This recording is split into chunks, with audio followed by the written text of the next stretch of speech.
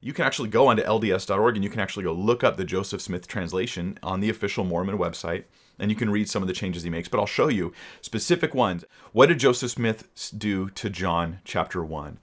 In John 1:1, in the Joseph Smith translation, it says, "In the beginning was the gospel preached through the Son, and the gospel was the Word, and the Word was with the Son, and the Son was with God, and the Son was of God." If you have spent any time in the Bible, you already know what's wrong. This is a famous, famous passage in the scripture, John 1:1. Let me bring it up to you in the ESV.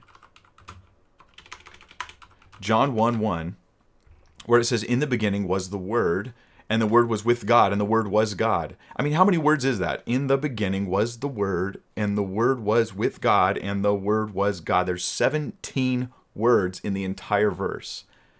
Here's the Joseph Smith translation. I'm not going to count those, but let's just say it got a lot longer.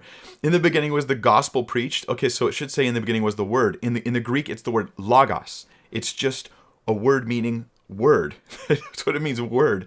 But he translates the word word as gospel preached through the Son. And then he said, and it doesn't say in the Word was with God. It goes, and the gospel was the Word. That's totally added. And the Word was with the Son? What? That's completely fabricated. And the Son was with God, and the Son was of God. Now anyway, let me just say this, without getting into a full-on study of Christology, this is damn you straight to hell theology. That's what this is. You've taken the identity of who Jesus is, ripped it out of John 1, and replaced it with nonsense. This is worse than the Jehovah's Witness translation, which is pretty extreme. Pretty extreme. This is one of the reasons why they don't use this translation, because even in the ancient Greek, there is no justification of any kind for this sort of thing. Let me take you to another passage, because what Joseph Smith did was he brought new teaching and new theology, and he decided after a while that he was just going to take that teaching and stick it in the Bible, because some people were like Bereans. What they do, the Bereans, in the book of Acts chapter 17, we read about these Bereans. Paul the Apostle, that means they were people living in a place called Berea, so we're Bereans.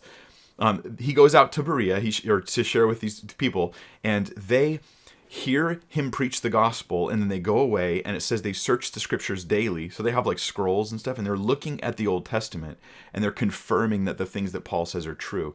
Meaning that even Paul's gospel, they tested it with the Old Testament, and they're lauded in scripture. Like the Bible's like patting them on the back. Good job, Bereans. You checked even the gospel message, you checked it with the Old Testament, good for you. And so then they converted and became Christians. Well, some people in the days of Joseph Smith Jr. were saying, hey man, how do you justify all of these changes? Where do I find your new teachings in the Old Testament, or even the New Testament for that matter? So Joseph Smith had a solution, because his teachings simply don't exist in the Bible. He would just change the Bible.